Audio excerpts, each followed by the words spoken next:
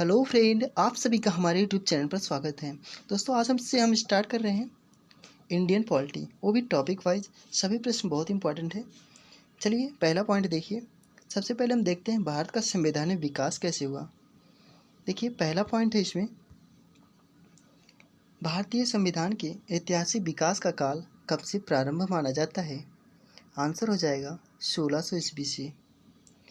Regulating act कब पारित किया गया। आंसर हो जाएगा 1773 ईस्वी में।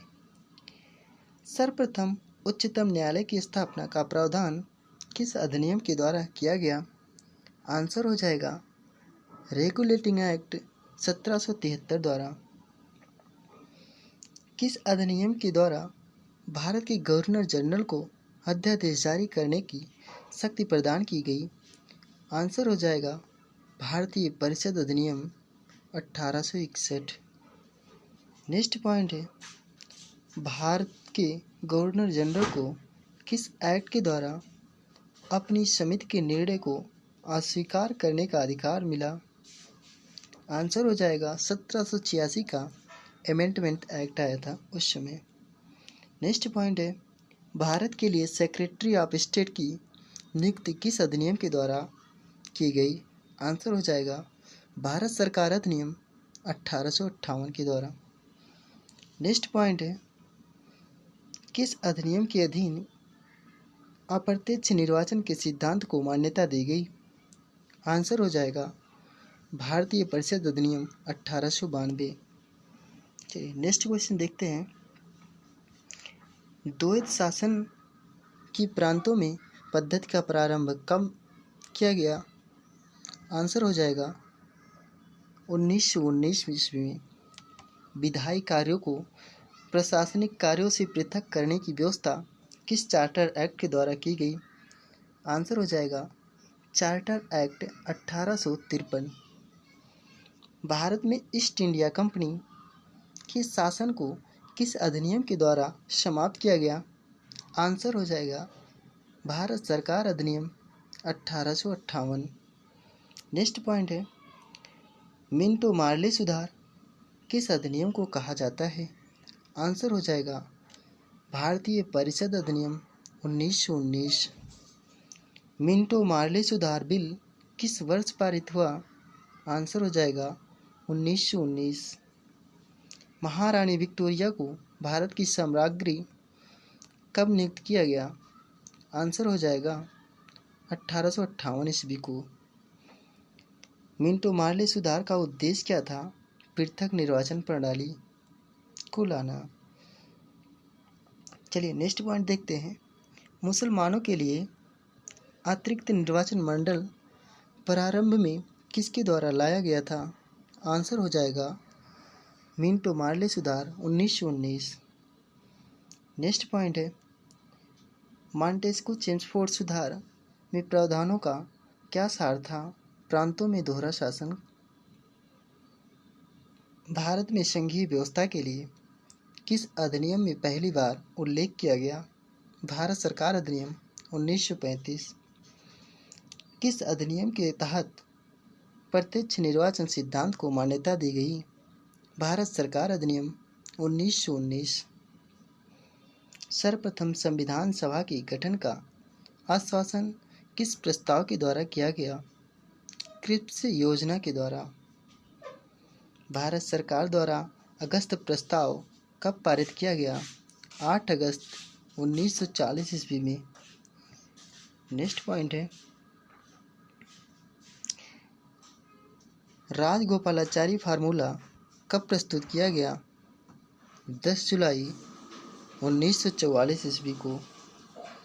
नेक्स्ट पॉइंट देखते हैं, अगला कुछ पॉइंट है, अधिशासी परिषद के गठन का प्रस्ताव किस योजना के अंतर्गत दिया गया। आंसर हो जाएगा बीवेल योजना की। नेक्स्ट पॉइंट है, कैबिनेट मिशन की 3 सदस्य कौन कौन थे। आंसर हो जाएगा Pethick Lawrence, Stafford Cripps, A.B. Alexander. Next point है, 1909 में इंडियन काउंसिल एक्ट में किस बात की व्यवस्था की गई। आंसर हो जाएगा सांप्रदायिक प्रतिनिधित्व की। B.R. अम्बेडकर और महात्मा गांधी के मध्य 1932 में हस्ताक्षरित पूना समझौता में प्रावधान था हरिजनों के लिए आरक्षण एवं संयुक्त निर्वाचन क्षेत्र। अगला पॉइंट है, भारतीयों को वर्ष 1947 में सार्वभौम सत्ता सौंपने की योजना किस नाम से जानी जाती है? माउंटबेटन योजना। अगला पॉइंट देखते हैं, भारत की आज़ादी के समय इंग्लैंड में किस पार्टी की सरकार थी? आंसर हो जाएगा लेबर पार्टी।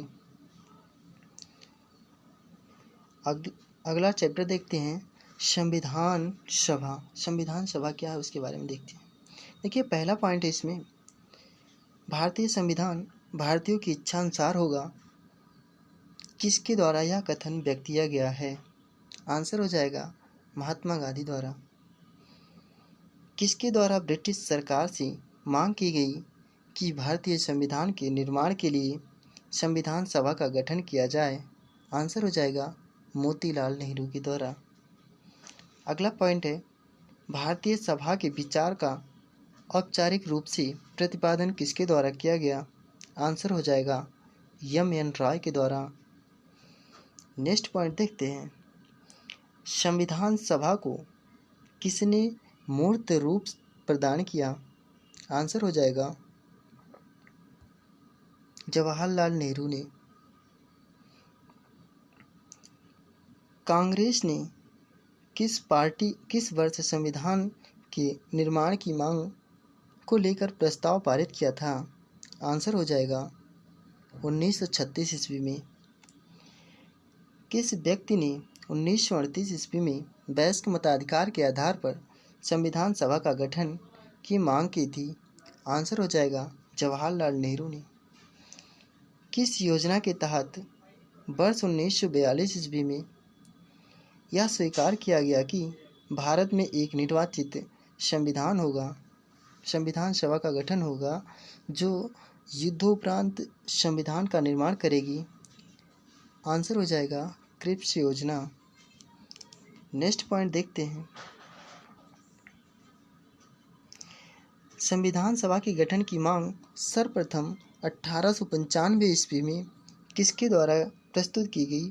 आंसर हो जाएगा बाल गंगाधर तिलक के द्वारा। अगला पॉइंट है, भारत की संविधान सभा गठित करने का आधार क्या था? Cabinet mission plan 1946। वर्ष 1936 में भारतीय राष्ट्रीय कांग्रेस द्वारा संविधान सभा के गठन की मांग कहाँ पर हुए अधिवेशन में रखी गई? आंसर हो जाएगा लखनऊ के। कैबिनेट मिशन योजना के अनुसार संविधान सभा में कुल कितने सदस्य होने थे? आंसर हो जाएगा 379। अगला पॉइंट है, संविधान सभा में विभिन्न प्रांतों के लिए 292 सदस्यों का निर्वाचन होना था। इनमें से कांग्रेस के कितने प्रतिनिधि निर्वाचित होकर आए? आंसर हो जाएगा 208 सदस्य केवल कांग्रेस के थे। अगला कोई पॉइंट देखते हैं,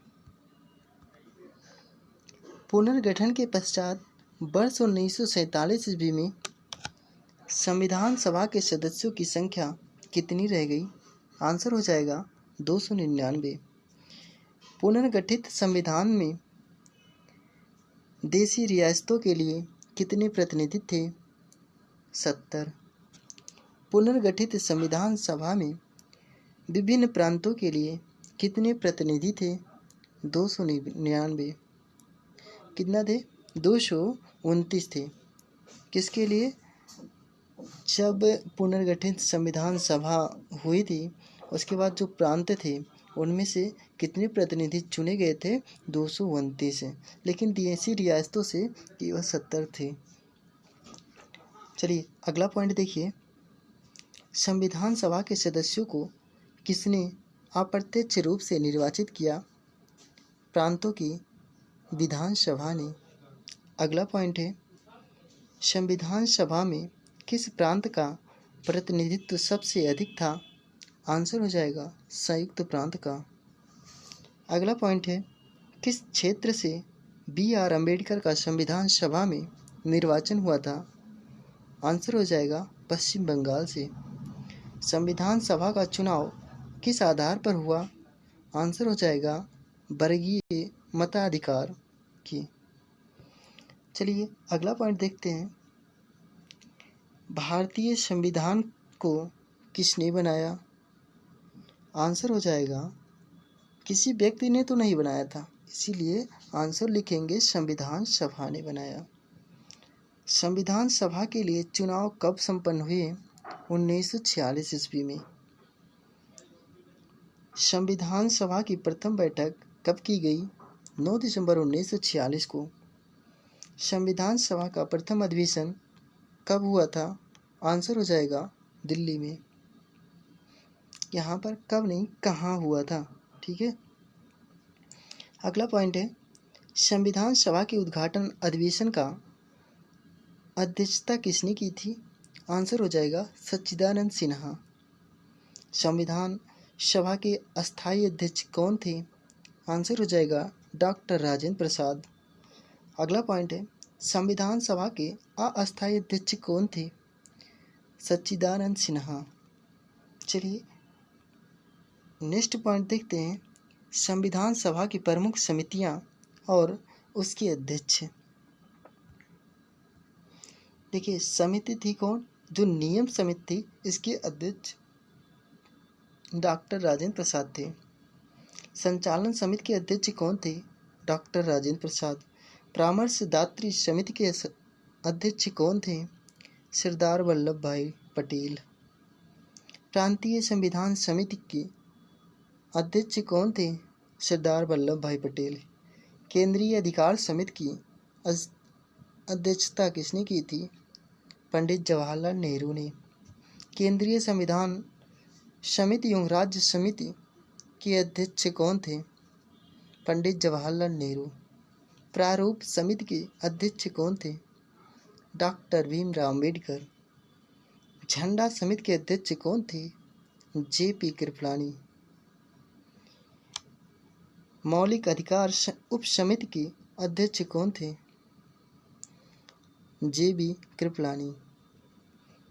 चलिए नेक्स्ट पॉइंट देखिए, अल्पसंख्यक उप समिति के अध्यक्ष कौन थे? H.C. मुखर्जी। संविधान सभा का संवैधानिक सलाहकार किसे नियुक्त किया गया था? B.N. राव को। संविधान के विभिन्न पहलुओं के अध्ययन हेतु संविधान सभा ने कितनी समितियां नियुक्त की थी? 13। संविधान सभा के प्रारूप समिति की नियुक्ति कब हुई? 29 अगस्त 1947 को। भारतीय संविधान सभा की प्रारूप समिति के अध्यक्ष कौन थे? B.R. अम्बेडकर। संविधान सभा के प्रारूप समिति के सदस्यों की संख्या कितनी थी? 7। अगला पॉइंट देखते हैं,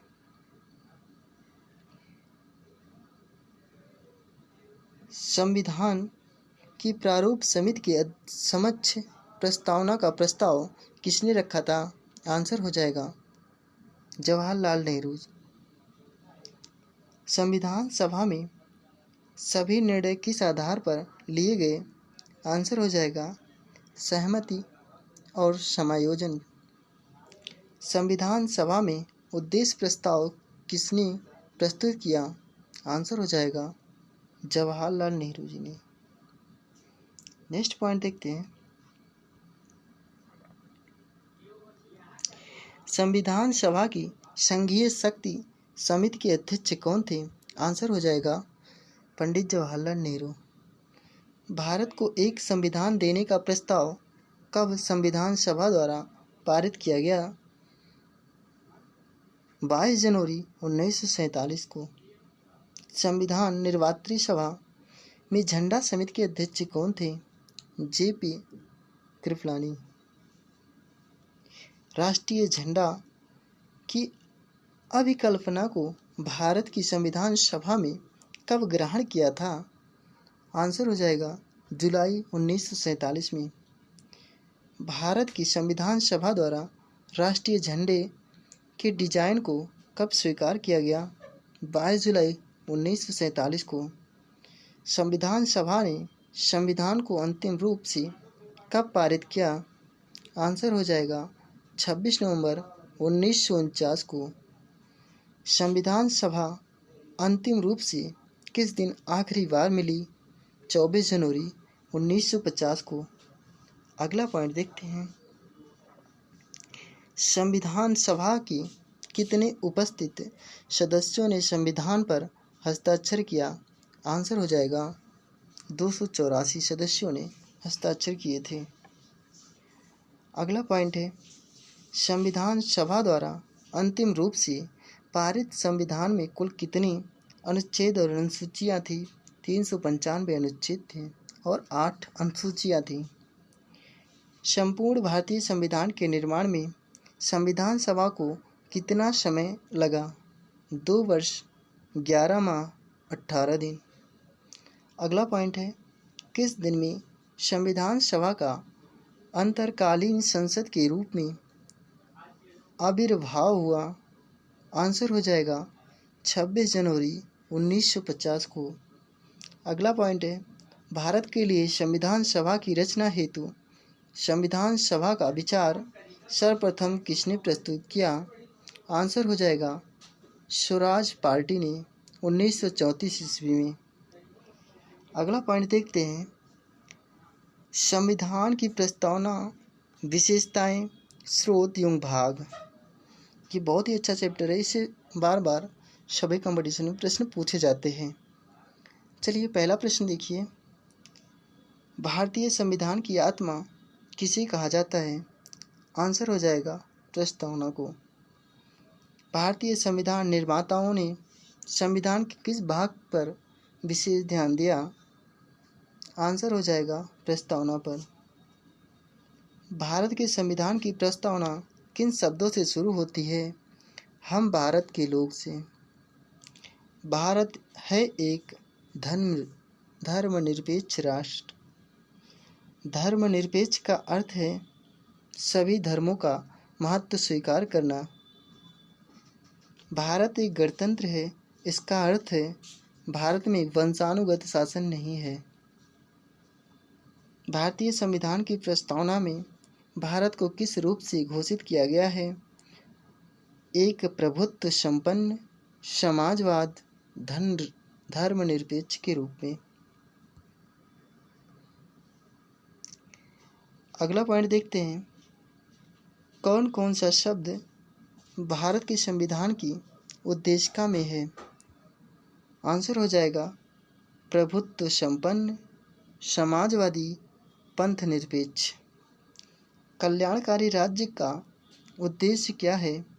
कमजोर वर्गों के कल्याण का प्रबंध करना। अगला पॉइंट है, भारत को एक गणराज्य के रूप में माना जाता है क्योंकि राज्य अध्यक्ष का चुनाव होता है। संविधान की प्रस्तावना में प्रयुक्त शब्द सेक्युलर का अर्थ है सभी नागरिकों को धर्म एवं उपासना की स्वतंत्रता।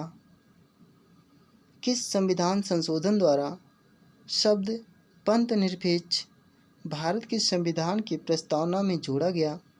आंसर हो जाएगा 42वां संविधान संशोधन द्वारा। समाजवाद का अर्थ है सामाजिक न्याय।